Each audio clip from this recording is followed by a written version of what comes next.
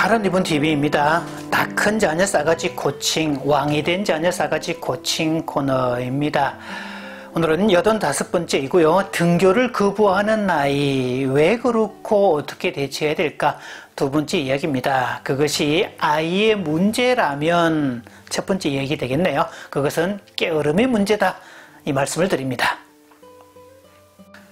요즘은 어지간한 부모들은요, 아이들에 대한 어떤 심리 진단명, 전문가들이 쓰는 용어인데도 보통의 부모들도 다 알고 있는 것들이 꽤 많습니다. ADHD, 분노 조절 장애, 충동 조절 장애, 정서 장애, 불안 장애, 기타 등등 온갖 이야기가 꽤 많죠.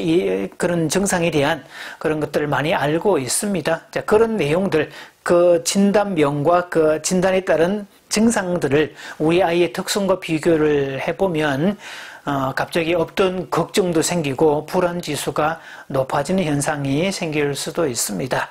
이렇게 아이들의 어떤 심리 진단명에 관한 이야기도 있는데요. 아마 그 중에 추가돼야 될 것 중에 하나가 등교 거부일 겁니다. 학교를 안 가겠다, 못 가겠다가 아니라 안 가겠다라고 일방적으로 선포하거나 아예 집안에 틀어박히는 경우가 있거나 이런 경우들이 많습니다. 싸가지 코칭을 의뢰해 오는 분들의 특성으로 보면 이게 기본 아이들의 특성으로 보인다면 앞으로 이 문제는 증가하면 증가했지 줄어들지는 않을 것으로 보입니다.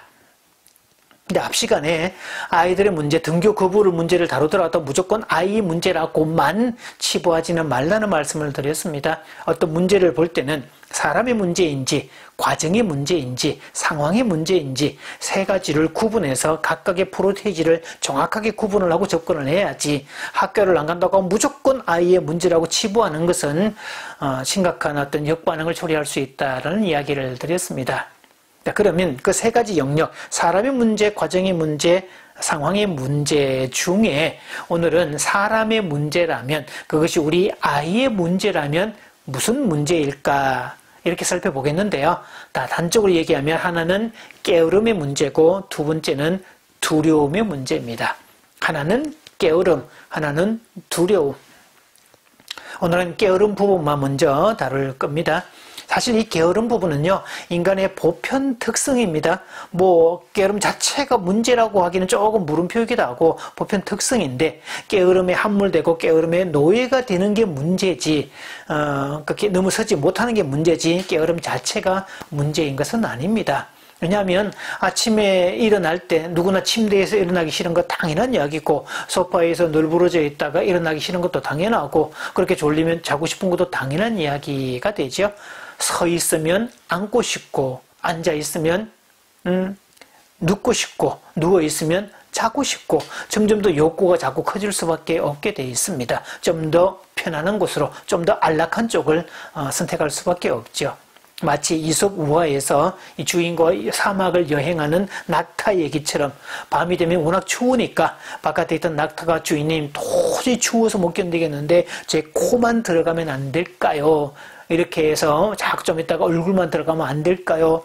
좀 머리만 들어가면 안 될까요? 그렇게 해서 결국은 나중에 주인을 바깥에 쫓아내고 낙타가 텐트를 차지했다는 이런 이야기처럼, 사실 이게 편안함에 대한 욕구, 안락에 대한 욕구 자체는 이상한 것들이 아닙니다.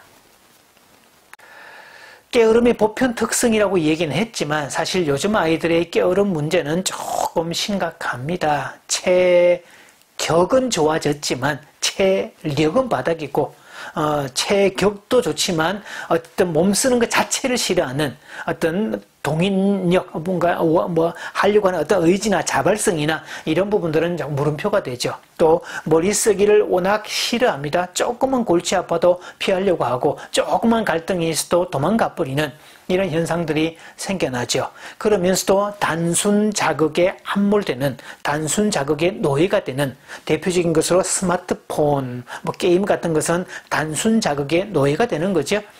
유튜브에도 좋은 학습 유튜브도 있고 도움되는 것도 많지만, 사실 시간 보내기용으로 그냥 할 일 없이 그냥 무의미하게 그렇게 보낼 수 있는 위험이 다분하다는 거죠. 아이들이 그런 거 하면서 시간을 다 보내다 보면 나중에 아무것도 못하는 애가 될 수 있다는 거죠. 또 게으름이 문제가 돼서 자기 방 정리, 자기 방 청소, 자기 옷까지 정리하기 기타 등등 자기에게 관련된 일도 하지 않는 그런 아이가 압도적으로 많아졌다는 거죠. 한마디로 귀차니즘의 노예가 된 아이들이라고 볼 수 있는데, 최근 요즘 들어서 아이들의 학업 성적의 하향 평준과 코로나로 인해서 학교에 못 와서 그렇다 이렇게 진단하는 것도 많지만, 코로나는 그것을 가속시켰고 그런 어떤 계기가 됐지만 사실은 이 문제는 계속 이어져 오고 있던 문제였습니다. 왜? 게으름의 문제라는 거죠. 공부를 해야 되고 하기 싫어도 할 건 해야 되고 그래야 되는데 하지 않음으로 인해서 게으름에 빠져서 안 하는 바람에 학력은 점점 더 처지게 되고, 어떤 궤도에 오르지 못한 상태에서 또 학년이 올라가면 점점 더 갭은 더 크게 돼 있고, 기본 학업이 안 된 상태에서 그 상위 과정인 과업을 따라갈 수가 없다는 거죠. 그래서 수업을 포기해버리는 아이들, 그러면서 학교를 이제 이것도 물론 등교를 싫어하는 원인이 되기도 하겠죠. 사실 이것은 어떤 학업의 문제, 어떤 인지의 문제, 지능의 문제가 아니라 게으름으로 인한 문제라는 것을 알아야 됩니다. 근데 게으름은 사실 어떤 즐거운 누림이고 보상의 차원이 되기도 합니다. 제가 어떤 한 분은요, 가끔씩 집안을 완전히 헤집어 놓고 완전 뒤집어 놓고 정리정돈을 싹 한다고 합니다. 자기가 무슨 강박관념이 있는 것도 아닌데 그렇게 집안을 다 헤집었다가 싹 정리정돈을 하고 난 다음에, 그 다음에 소파나 침대에서 널브러질 때의 행복, 그때 커피 한 잔의 여유, 음악을 들으면서 깨끗하게 정돈된 모습을 바라보면 그때 마음이 편하고 즐거움이 생성된다고 하죠. 그래서 그 누림을 위해서, 널브러지는 즐거움을 위해서 온 집안을 청소한다라고 하죠. 근데 이 사람이 그때 누리는 그 게으름, 널브러짐은 어떤 충분히 일을 한 청소를, 집안 정리를 끝내고 난 후에 보상물이 된 개념이지 게으름의 자체가 된 것은 아니라는 거죠. 그래서 어떤 휴양지는 쉬러 가는 휴양지는 열심히 일하는 사람, 성실히 일하는 사람한테는 말 그대로 쉬는 공간이 되지만, 늘 놀고 먹는 사람한테 휴양지는 지루한 공간, 재미없는 공간이지 거기는 쉼의 공간이 아닙니다. 가끔 동물의 세계에 보면 사파리의 사자가 등장이 되는데, 늘 보이는 모습이 하품하고 있는 사자, 낮잠 자고 있는 사자의 모습이 주로 보이죠. 사냥하는 모습보다는. 자, 그런 건데, 그 사자는 일단 사냥을 끝내고 먹이를 충분히 먹은 후에 포만감을 누리고 즐기는 사자지, 지금 배고파 죽을 위기에 봉착한 절박한 사자는 아니라는 거죠. 그래서 사자는 대개 밤에 사냥을 하는데, 절박한 사자는 낮에라도 사냥을 할 수밖에 없다는 거죠. 그때 사냥을 하지 않으면 자기는 굶어 죽을 수밖에 없기 때문에 그 절박함에 의해서 낮에라도 사냥을 할 수 있다는 겁니다. 이 사자는 그늘에 앉아서 하품을 하거나 낮잠 자거나 그럴 여유가 없다는 거죠. 그렇다면 사실 처방전 중에 하나도 절박함을 안겨주는 것이다 라는 건데, 공급이 아니라 박탈하는 거고 더해주는 것이 아니라 빼는 것이라고 보아야 되는데요. 절박함은 풍요가 아니라 부족함에서 오기 때문입니다. 물론 이 절박함을 주는 것, 이 처방은 영유아기는 대상이 아닙니다. 적어도 학령기 이상이 대상이 되는 건데요. 영유아기, 특히 영아기 아이에게 박탈을 준다든지 이건 말이 안 되는 이야기고, 이건 학대에 관한, 학대로 처리될 수 있는 부분이고, 학령기 이상의 자녀에게 적용을 해야 될 이유는 갓난아기는 아무것도 못하기 때문입니다. 하고 싶은, 그것도 물론 없겠지만, 하고 싶더라도 할 수 없는, 왜? 능력이 없기 때문에 그런 거고, 학령기 이상의 자녀는 할 수 있는 능력을 갖춘 상태고, 그때는 못하는 게 아니라 안 하는 거기 때문이죠. 즉, 의지를 동원해서 해야 되는데, 하지 않기 때문에 생기는 문제, 따라서 거기는 박탈을 해도 가하다는 뜻이 되죠.